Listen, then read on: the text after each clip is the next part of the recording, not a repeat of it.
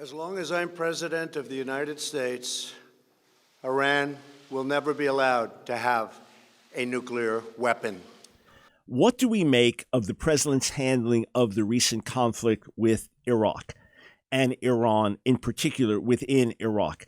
Was this irresponsibility by the president? Was this the very thing we feared, that the man is going to do something crazy? He's going to take somebody out. He's going to start a world war. He's going to escalate hostilities. He's going to destabilize the Middle East. He's a madman in the White House and you can't trust him. Is that what happened? One scenario, and many people hold to it passionately. Their worst fears starting to be realized. Congress not properly consulted. This is just a reckless act by a rogue president. That's one side. Another side, we took out the world's leading terrorist. We faced down the largest state sponsor of terrorism. We faced down the bully, and the bully is backing down, and the world is a better place. Thank God for President Trump.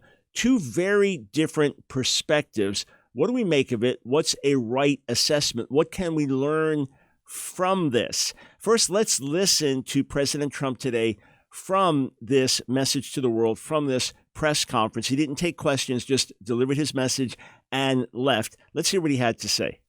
Good morning. I'm pleased to inform you the American people should be extremely grateful and happy. No Americans were harmed in last night's attack by the Iranian regime. We suffered no casualties. All of our soldiers are safe, and only minimal damage was sustained at our military bases. Our great American forces are prepared for anything. Iran appears to be standing down, which is a good thing for all parties concerned and a very good thing for the world. All right, now, there was great concern, reports last night. Oh no, here it is. The war is on. Iran is bombing our troops. How many are going to die? What's going to happen in the Middle East? What about Iraqi casualties and things like that? And then as the dust begins to clear, the report, no casualties.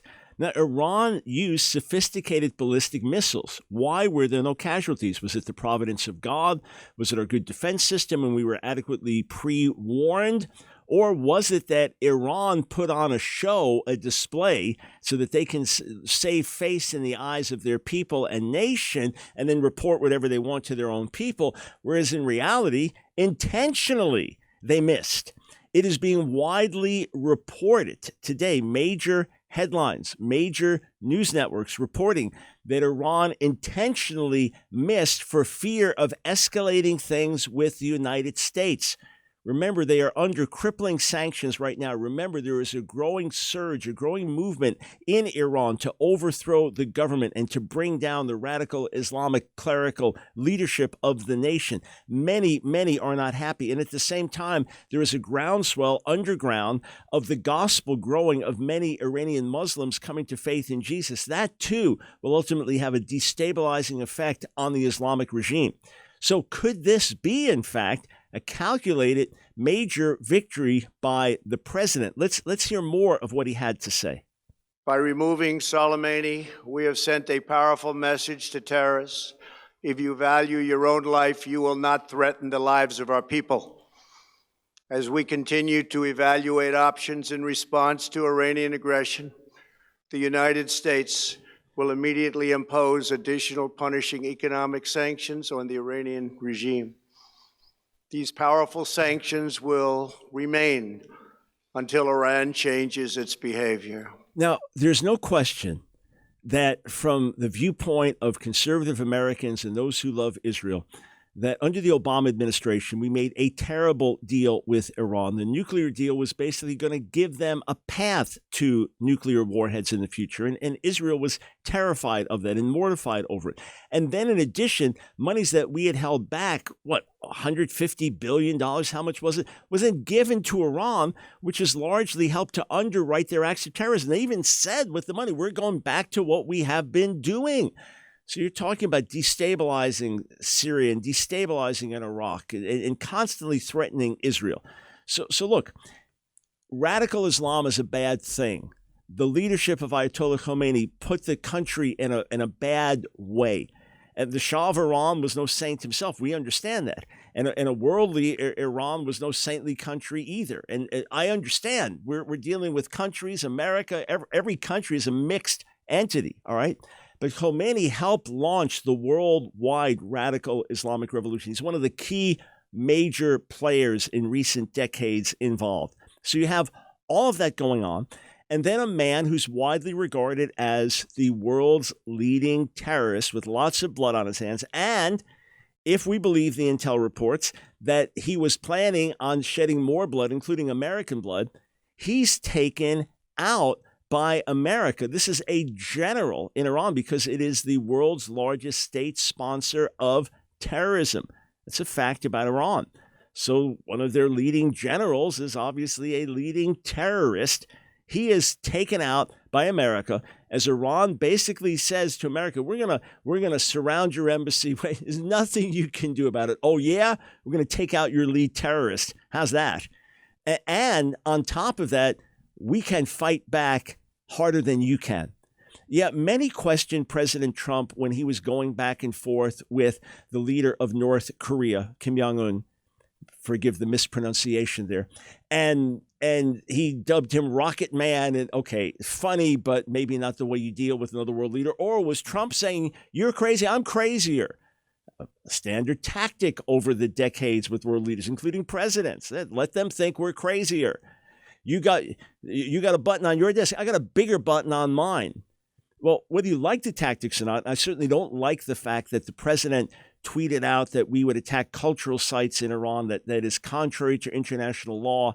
And Mike Pompeo said, no, that's not on the board as a possibility. And Lindsey Graham said, no, that's not going to happen. Maybe it's more of Trump's bluster to say, you don't dare touch us.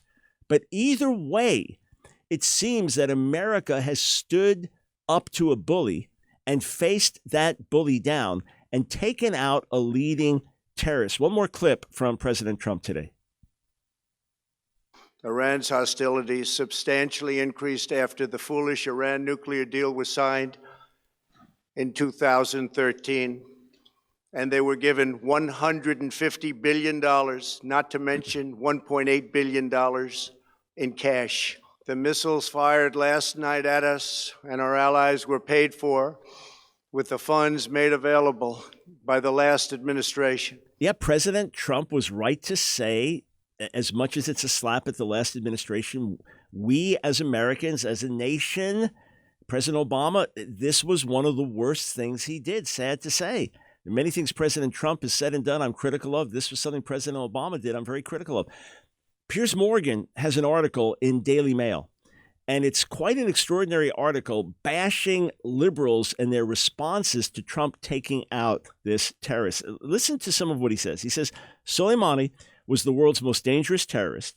He said, as such, he was no different ideologically from other terror leaders like Al-Qaeda chief Osama bin Laden, ISIS commander Abu Bakr al-Baghdadi.